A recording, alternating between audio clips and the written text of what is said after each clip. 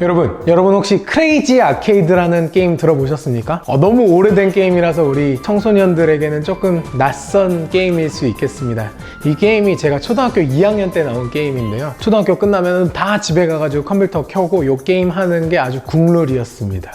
초등학교 3학년 때 제 이야기를 하나 들려드릴게요.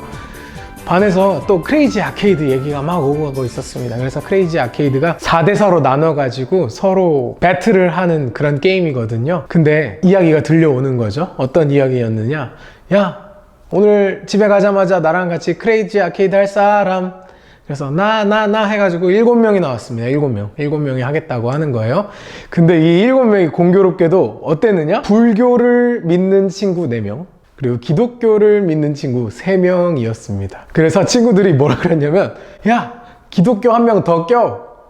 기독교 한 명 더 껴가지고 부처님 대 하나님 방 만들어서 우리 한번 배틀하자! 이러는 거예요. 그러다가 한 친구가 이렇게 이야기합니다. 야! 철중이 끼자, 철중이 목사님 아들이야. 철중이 기독교니까 기독교 한 명 끼면 이제 부처님 대 하나님 4대4 배틀 제대로 뜰 수 있겠다. 이렇게 한 거죠. 여러분, 제가 그 게임에 들어갔을까요? 안 들어갔을까요? 물론 안 들어갔습니다.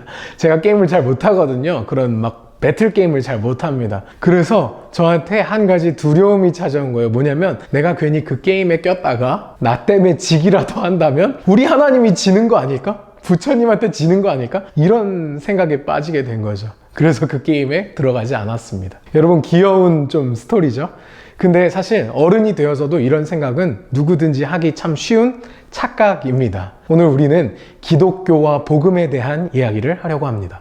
세상은 우리에게 이렇게 이야기합니다. 야, 너가 믿는 하나님이 얼마나 위대한지 나한테 증명해봐. 이런 이야기를 들었을 때 우리는 어떻게 증명해야 할지 고민을 하게 되는 거죠. 마치 초등학교 3학년짜리 철중이가 게임을 이겨서 우리 하나님이 위대하다는 걸 증명하고 싶었던 것처럼 내가 어떤 방식으로 우리 하나님이 위대한지를 증명할 수 있을지 고민에 빠지곤 합니다. 야, 너가 믿는 하나님이 그렇게 위대한 분이냐? 한번 증명해봐. 증명해보란 말이야. 이런 무례하고 무리한 요구를 하는 사람에게 우리가 어떻게 대답해야 할까요? 그렇게 요구한 사람의 코를 아주 납작하게 해줄 수 있는 방법이 한 가지 있습니다. 통장 잔고를 보여주는 거예요. 물론 조금 숫자 0이 많이 찍혀있는 통장 잔고면 좋을 겁니다. 그래서 내가 얼마나 부유한지 통장을 보여주는 거예요. 그럼 그 사람이 감탄을 하겠죠? 우와, 할 때 멋진 집을 보여주는 겁니다. 헤라펠리스 같이 멋진 집 있잖아요. 그런 집을 딱 보여주는 거예요. 그러면 또 그 친구, 그렇게 요구했던 친구가 입이 떡 벌어지겠죠. 그렇게 감탄하고 있을 때 합격증을 딱 보여주는 겁니다. 무슨 합격증? 서울대, 연세대, 고려대 합격증 하나씩 딱 보여주는 거죠. 하면서 완전히 놀라 깜짝 까무러칠 정도가 됐을 때 거기서 끝나면 안 되죠. 어떻게 해야 되느냐? 합격증을 찢어버리는 거예요. 찢은 다음에 뭐라고 하는 줄 알아요? 주님 한 분만으로 나는 만족해. 이렇게 딱 말하는 거예요. 어때요? 엄청날 것 같지 않습니까, 여러분? 이러면 아주 그 질문했던 사람이 입을 딱 다물게 되고, 아, 너가 이래서 하나님을 믿는구나. 너가 믿는 하나님 참 위대하구나. 아, 알겠다. 수긍하고 돌아갈 겁니다. 이 뭔? 선 넘었죠? 여러분에게 제가 하고 싶은 이야기는 이겁니다. 여러분, 우리 하나님의 위대하심은 우리의 상황, 내가 처한 상황과는 전혀 상관이 없습니다. 우리 하나님은 그 자체로 위대하고 놀라우신 분입니다. 할렐루야. 우리 하나님은 우리가 얼마나 부유한지에 따라서 위대해 주시는 분도 아니고, 우리 하나님은 우리가 얼마나 가난한지에 따라서 낮아지시는 분도 아닙니다. 우리 하나님은 그 자체로 영광스럽고 존귀하신 분이십니다. 오늘 우리는 복음과 은혜에 대한 이야기를 하려고 합니다. 교회에 오래 다니신 분들이라면 복음, 은혜라는 단어를 참 많이 들어보셨을 겁니다. 그런데 복음이 뭐예요? 은혜가 뭐예요? 라고 질문을 한다면 대답을 잘 못할 겁니다. 바라기는 오늘 말씀을 통해 여러분들이 이것들을 대답할 수 있길 소망합니다. 모든 사람이 죄를 범하였음에 하나님의 영광에 이르지 못하더니. 성경이 말하는 죄는 보편적인 죄와 다릅니다. 우리가 일반적으로 생각하는 죄와 다릅니다. 성경이 말하는 죄는 바로 이것입니다. 거룩하신 하나님을 등지는 모든 행위와 모든 마음은 죄가 됩니다. 쉽게 말해서 이런 겁니다.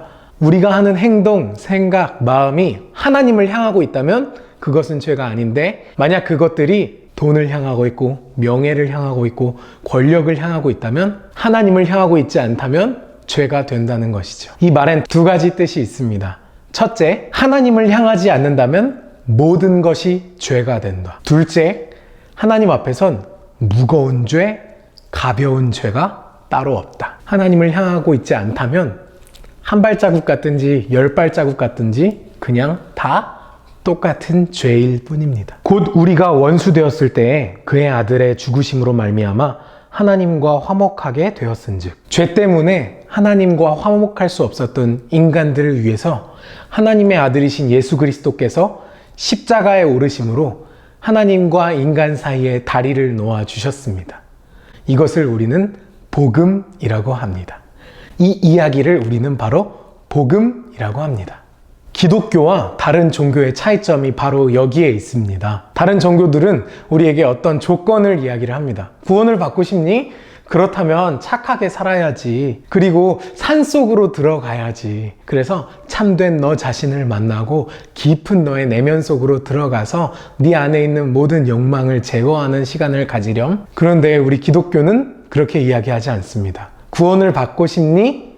여기까지는 똑같은데 그 다음에 하는 말이 뭘까요? 구원을 받고 싶니?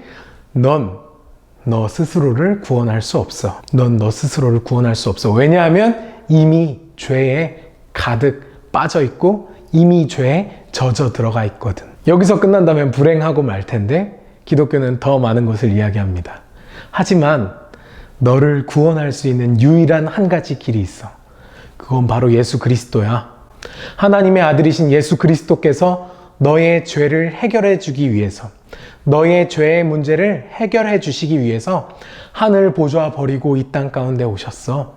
그리고 너의 친구가 되어 주셨고 너의 죄를 가지고 가셨어. 너의 죄를 지시고 십자가에 오르셨어. 너는 너 스스로를 구원할 수 없다는 사실을 깨닫고 십자가에 오르신 예수 그리스도를 믿기만 하면 돼. 그렇다면 너는 구원을 얻을 수 있어. 여러분, 이것이 기독교가 말하는 복음이고 하나님의 은혜입니다. 기쁘고 복된 소식, 복음. 사실 누군가 여러분에게 복음을 설명하라고 한다면 우리는 설명할 수 없을 겁니다. 설명할 수 없는 게 복음입니다. 우리가 방금 복음의 내용에 대해서는 이야기를 했지만 이 복음은 우리가 설명하고 설득하고 이해시킬 수 있는 영역이 아닐 겁니다. 더럽고 추악한 죄인을 누가 어떤 신이 와서 구해줍니까?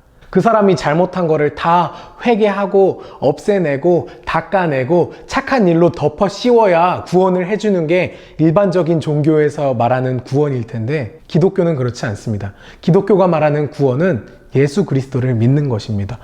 이 복음을 우리가 믿지 않는 사람들에게 어떻게 설명할 수 있겠습니까? 한량없는 은혜, 갚을 길 없는 은혜이고, 하나님의 은혜로 이 쓸데없는 자 왜 구속하여 주는지 난 알 수 없도다, 이렇게 대답할 수밖에 없을 것입니다. 이제 복음이 어떤 건지 조금 감이 오십니까? 어떻습니까? 위대하고 놀라우신 아버지 하나님의 사랑, 그리고 예수 그리스도의 숭고한 희생, 너무나도 멋진 복음의 내용 아닙니까?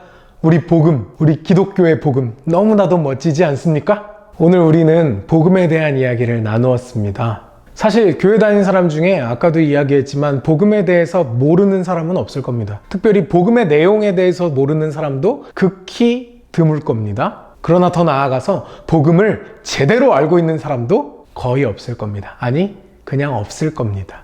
왜냐하면 복음은 우리가 알 수 없는 만큼 크고 넓고 높고 깊기 때문입니다. 그래서 우리가 알 수도 없고 설명할 수도 없습니다. 우리가 다 알 수 없다는 이유만으로 그럼 어차피 내가 알려고 해도 알 수도 없는 거 그냥 모르고 살아야겠다, 이건 말도 안 되겠지요. 그만큼 크고 깊고 높고 넓은 하나님의 은혜를 매일매일 묵상하고 복음에 대해서 매일매일 생각한다면 맨날 똑같은 결론에 도달하지 않을 겁니다.